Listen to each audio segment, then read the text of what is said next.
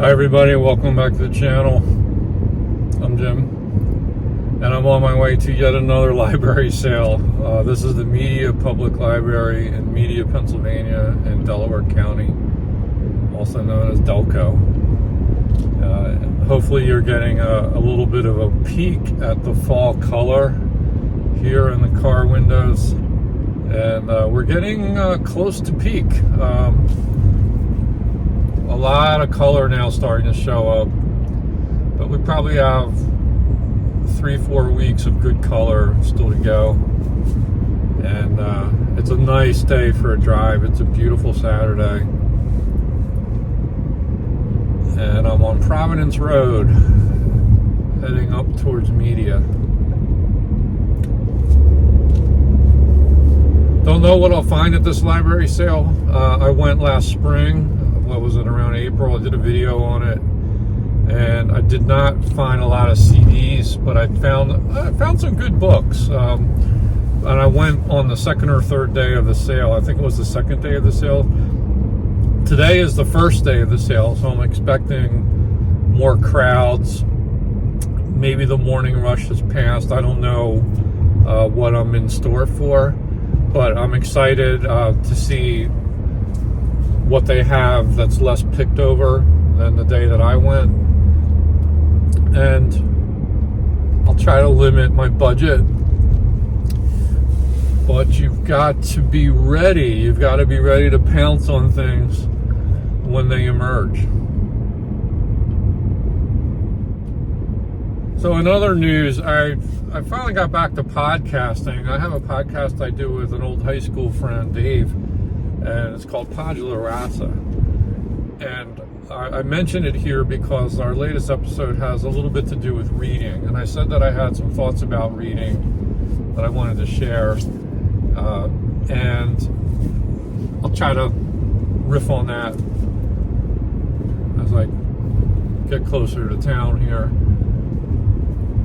So anyway, the idea is I was thinking about non-duality, and I meditate every morning, and I was listening to a meditation course about non-duality, which is this Eastern idea of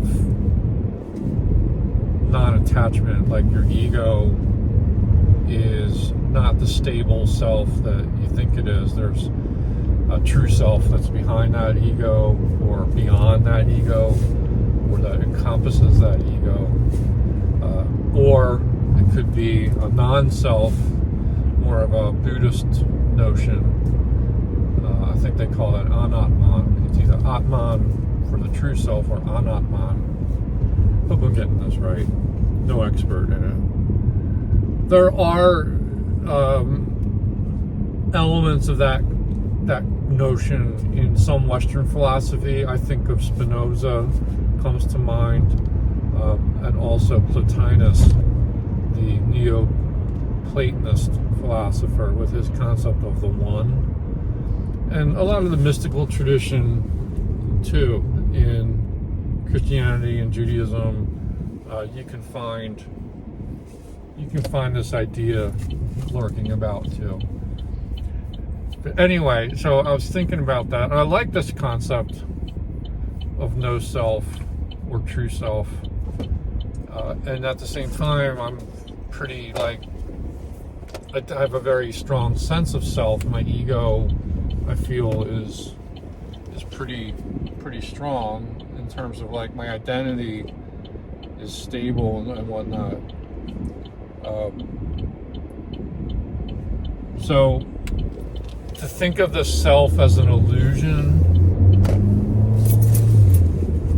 is something of a problem for me. It's a crucible, because I don't feel like an illusion, but I get what this sense of no self or true self is, that it's like there's something more to the picture. So anyway, what does this have to do with reading? Well, when I read literature, I get very invested in the characters, or let's say a good book or a great book. One thing that makes it great are the characters that you can invest all kinds of thought and empathize with, right? It's just sort of a very powerful thing, and these characters feel so real to you. It's like I used to joke with classes sometimes if I taught a play like Hamlet, like I feel like Hamlet is such a real character. He's so well rendered and drawn by Shakespeare, and a good actor can bring that character to life. But even if you're just reading the play and you're living in that fictional world, the character feels more real than my next door neighbor, who I do not know as well. Like, I don't get to hear the soliloquies of my next door neighbor, but with Hamlet we have all kinds of insight into what his hang-ups are and what his motivations are, and the problems he's dealing with.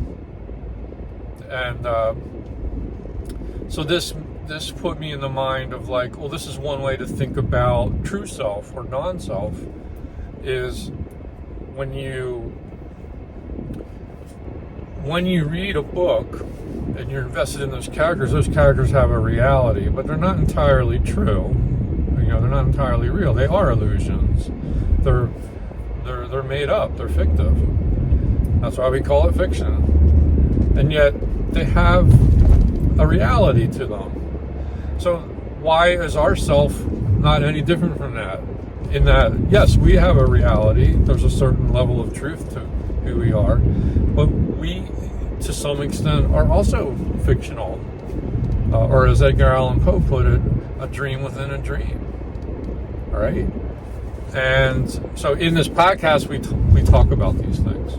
And I also recently reread The Circular Ruins by Jorge Luis Borges, which is this incredible fantasy story about a magician who dreams a person to life and then wipes the memories of this creation, sends him on his way, and at the end of the story, the dreamer, the environment is sort of consumed by fire, and the fire doesn't burn him, and he realizes that he himself is the product of someone else's dream. So this idea of like nested layers of reality or consciousness or awareness, I think, is something that Borges grabs at pretty effectively. So I talk about that in the podcast too. And I'll link to the podcast in the show description if you want to hear it. The wrinkle that we added to it is I took my show notes as I was preparing these thoughts, and I fed it into the Google Notebook LM AI, and it created a podcast. Like you can use it to generate all kinds of notes and summaries and quizzes and things, but you can also have it generate an audio conversation. So it rendered my notes as a conversation between two characters, which was all very meta, very dream within a dream. And I love the results that it came up with. It's very, very wild. So yeah, that's been what's on my mind about reading. Like one of the powers of reading is the fact that you can live in these imaginary worlds, but you can glean a lot of truth from them, and it's worthwhile. And it can even give you, by analogy, insights into the non-fictional world. At least that's how I see it. So it looks like media is really decked out for Halloween, just like my hometown of Westchester is. People really get into Halloween around here. But let's see if I can find parking soon. I think I'm closing out on the library, about a block away.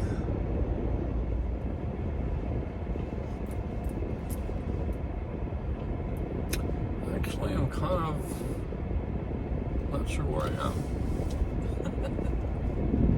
Okay. Must have overshot it.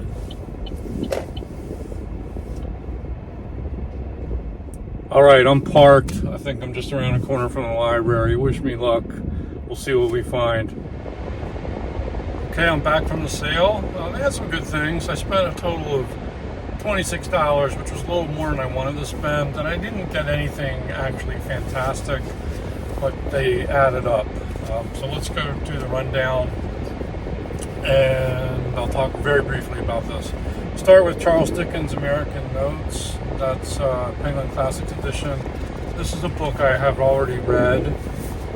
I've read most of Dickens, and that is a very sort of funny, fascinating travel narrative about his lecture series in America. So his impressions of America are really priceless. There's a running joke in the book where he's just appalled at the amount of tobacco chewing and tobacco use and people spitting all over the place. It's just a sort of a running joke throughout the book. That's a book I'll reread someday because it's easy to read, it's fun, and it's interesting to hear what other nationalities think about American identity. I did find some more Shakespeare. Some of these I hope none of these are duplicates.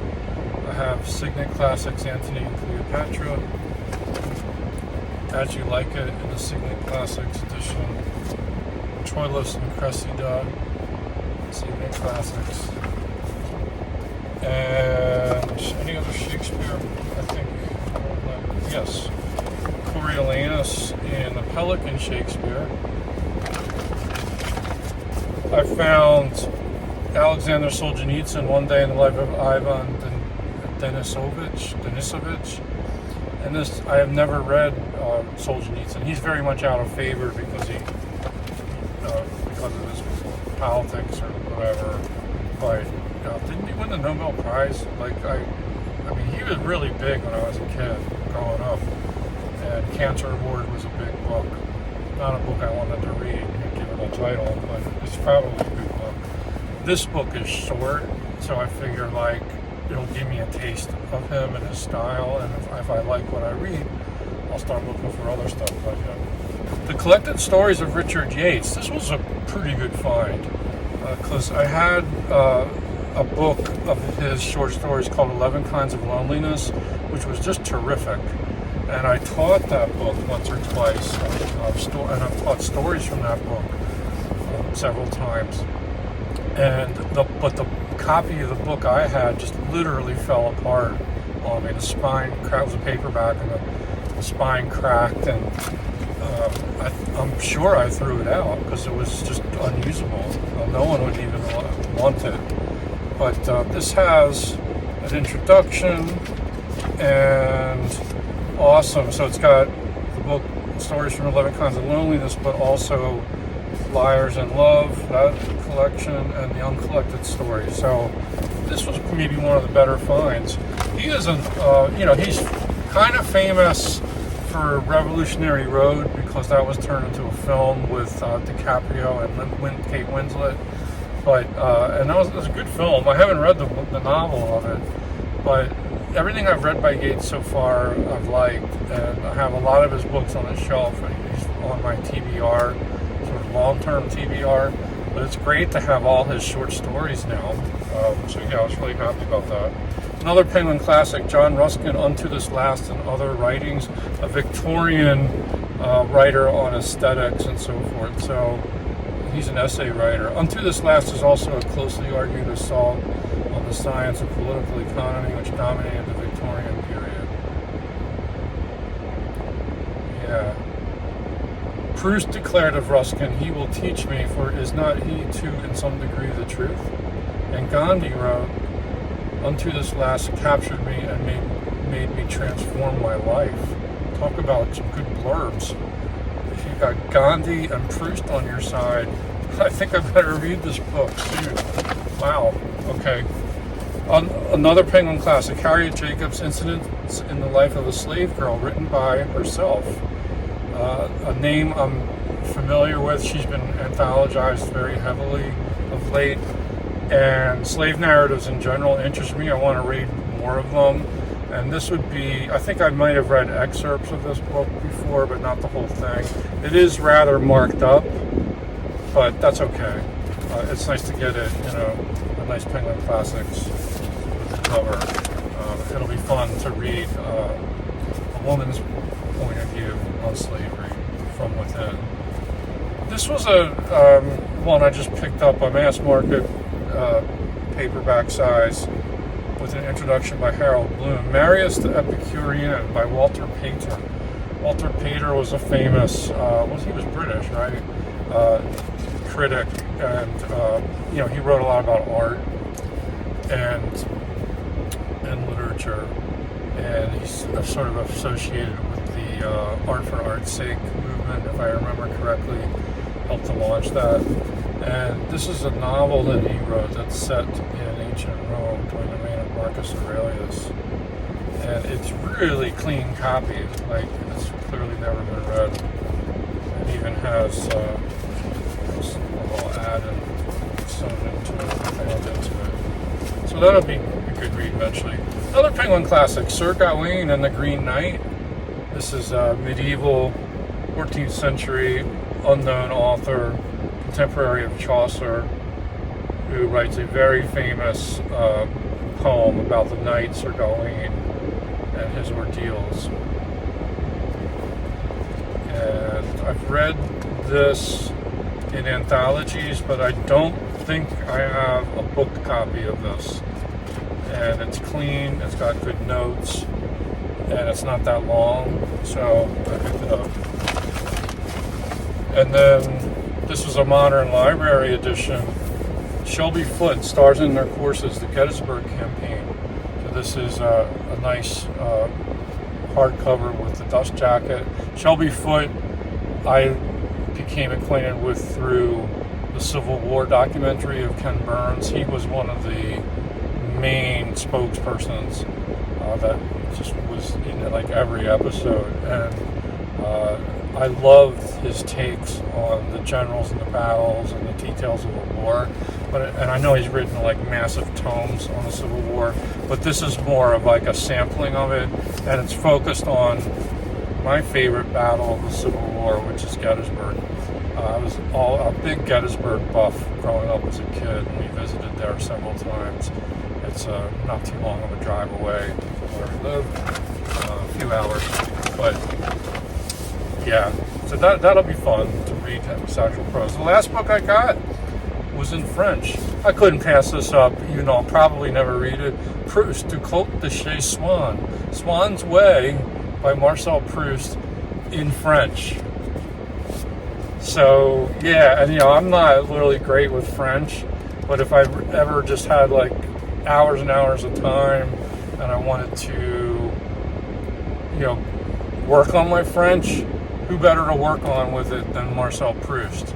This is a book I'm going to reread in translation very soon, and it'll be fun. It's Proust. I'm a Proust nut. What can you say?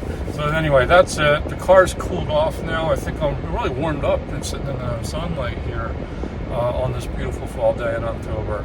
So I'm going to get going. It's headed back home.